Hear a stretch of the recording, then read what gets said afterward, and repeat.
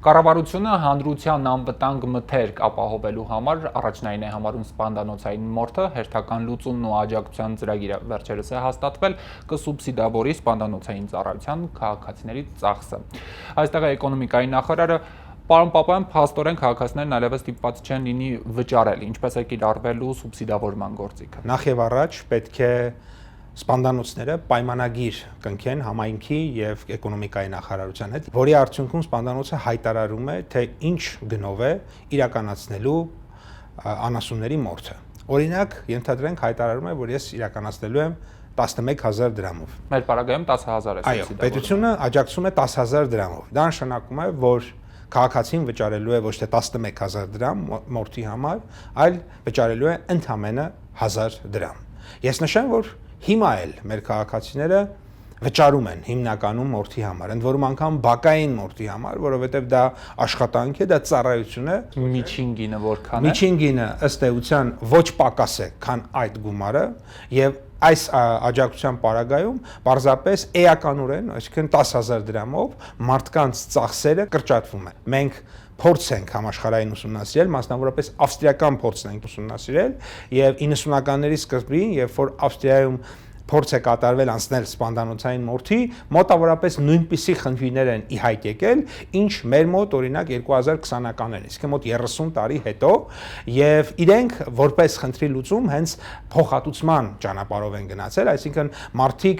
մարդկանց խրախուսել են, խթանել են, որպեսզի իրենք սպանդանոցային մորթի անցնեն, մարդիկ տեսնեն, թե դա ինչ առավելություններ ունի, ինչպիսի դրական հետևանքներ ունի, եւ ժամանակի ընթացքում դա իհարկե բերել է նրան, որ ուղղակի հիմա Ավստրիայում ոչ մի ֆերմեր եւ ոչ մի քաղաքացի պարզապես չի մտածում ոչ սպանդանոցային մորթով միս շուկա վաճառահանելու մասին։ Առաջին քայլը փաստորեն սպանդանոցային ծառայություն մատուցողներին է իդեմս պայմանագիր կնքելու։ Այո, դրանից հետո արդեն մեր ֆերմերները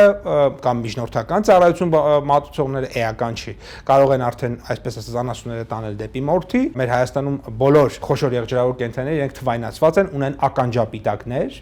եւ ականջապիտակը ավտոմատ դուրս է բերվում մորթից հետո ծրագրից, այսինքն այդ կենթանին համակարգից դուրս է բերվում, դուրս բերված ականջապիտակը նաև դառնում է այն փաստաթղթերի մասը, որի հիման վրա պետությունը փոխհատուցելու է սպանդանոցներին իրականում մեր քաղաքացիներին, որտեղ իրենք պետք է վճարեին այդ 10,000 դրամը։ Այսինքն այդ դրոշմավորումը, այսպես ասած, բավարար է հնարավոր չարաշահումներից խուսափելու համար, թե այլ հնարավորություններ էլ կան ամբողջ գործընթացը վերահսկելու, ռիսկերը նվազեցնելու համար։ Ըստ էության բոլոր թղթերը պահանջվելու են այդ գործընթացն իրականացնելու համար, բայց ամենակարևոր հարցը կա հատուկ էլեկտրոնային համակարգ, որտեղ երբ որ ականջապիտակի համարները լրացնում ես, երևում է թե որտեղ է այդ անասունը, ինչ տարիքի է այդ անասունը, ով է այդ անասունի սեփականատերը, երբ է պատվաստվել, ինչ պատվաստանյութով եւ այլն, այսինքն բոլոր իր պատմությունը կա, հետեւաբար մենք թվայնացրել ենք համակարգը եւ երբ որ դա դուրս է գալիս համակարգից, մենք դրա միջոցով նաեւ կարողանում ենք ամբողջ համակարգը ըստ էության կարգավորել, կառավարել։ Պարոն Պապայան, ցանկացած փոփոխությունից հետո հանրության ամենաշատը մտահոգողը հնարավոր գնային փոփոխություններն են, այսպես ասած։ Այս փոփոխությունից հետո ինչ եք կարծում, գուցե կան նաև գնահատականներ, ինչպես կազդի ընդհանուր գնագոյացման վրա, նախ ֆերմերի տեսանկյունից, երբ որ վաճառում է, այսպես ասած, իր կենդանին, եւ երկրորդ պարագայում արդեն գնորդը որպես սպառող արդյոք ավելի բարձր կսկսի վճարել։ Ընդհակառակը, եթե տեղի ունենա փոփոխություն, ապա դա կգնա նվազման ուղղությամբ։ Ինչու, որովհետև նախկինում հնարավոր էր դեպք, երբ որ տանային սպանդանոց եւ իրենք պետք է վճարեին, օրինակ 10,000 դրամ, հետեւաբար այս դեպքում չեն վճարելու, եւ եթե մասնագետ էին հրավիրում, ով մորթ էր կազմակերպում, հա, այսպես կոչված այդ ղասաբների ինստիտուտը, հա, նորից դրա համար վճարում էին։ Այսինքն այս պարագայում կամ գների իջեցում տեղի կունենա, կամ տեղի կունենա ֆերմերի մոտ ամեն անասունի համար 10,000 դրամ շահույթի ավելացում։ Եկ մենք ավելի հակված ենք կարծելու, որ պարզապես մարդկանց շահույթն է ավելանալու, ինչը նորմալ են գնահատում այն համատեքստում, որ քաղաքակիրթ մորթ է տեղի ունենում, սպանդանոցային մորթ հետևաբար մեր շուկա է դուրս գալիս, մսամթերք, որը որակը պահպանված է, որի որակի վրա մենք ունենք վստահություն, գիտականորեն ապացուցված է, որ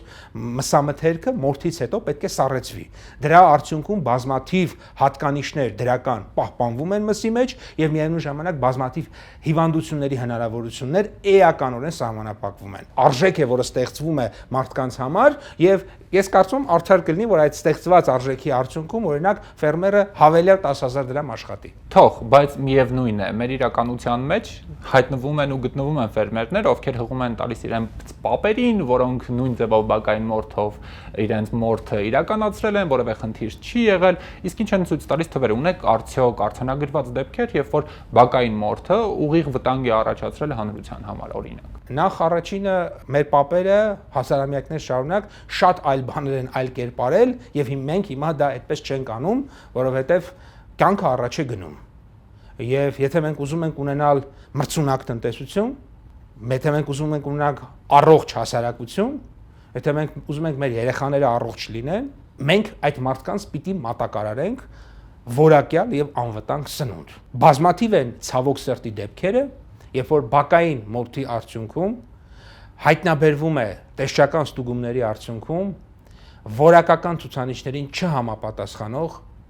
ցավոք սրտի ընդհուպ մինչև տարբեր տեսակի հիվանդություններ ունեցող մսամթերք, հետեւաբար շատ կարևոր է, որպեսզի պետությունը վերահսկի այդ գործընթացը, որովհետև մենք պատասխանատվություն ունենք, այո, մի կողմում տասնյակ հազարավոր ֆերմերներ են, մյուս կողմում էլ միլիոնավոր սպառողներն են։ Պետքա պաշտպանենք նաև միլիոնավոր սպառողների շահերը, բայց միևնույն ժամանակ այս նախաձեռնությամբ այդ տասնյակ հազարավոր ֆերմերների վրա չենք դնում բեռ։ Անշուշտ նկատելի է պետության այսպես տրամադրվածությունը սպանդանոցային մորթը մասսայական դարձնելու համար, նույն ձեր նշած պիտակավորումները, ականջապիտակները, հետո տարբեր աջակցության ծրագրեր, սպանդանոցներ, նոր սպանդանոցներ հիմնելու համար, արդյոք մտածում եք, որ սուբսիդավորումը վերջին քայլն է մշակույթը մտցնելու ու հաջողություն գրանցելու այս ոլորտում։ Այո, որովհետև սրանից այն կողմ այլ բան չկա։ Նկատի ունեմ մենք մինչև հիմա ամեն ինչ արել ենք։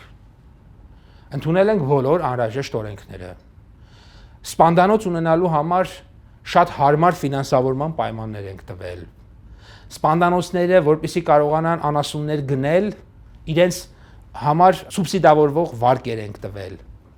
Շարժական սպանդանոց ունենալու համար կանխավճար է պետք տալ։ Այդ կանխավճարի 80% պետությունն է տալիս։ Խոշորների համար ավելացված արժեքի հարկի արտոնություն ենք տվել։ Այսինքն բազմաթիվ գործողություններ ենք իրականացրել, որպեսզի դա լիներ։ Միակ բանը, որ մնացել է, որ կարելի է անել, դա սպանդանոցային մորթը կարելի ասել անվճար դարձնելն էր։ Մենք հիմա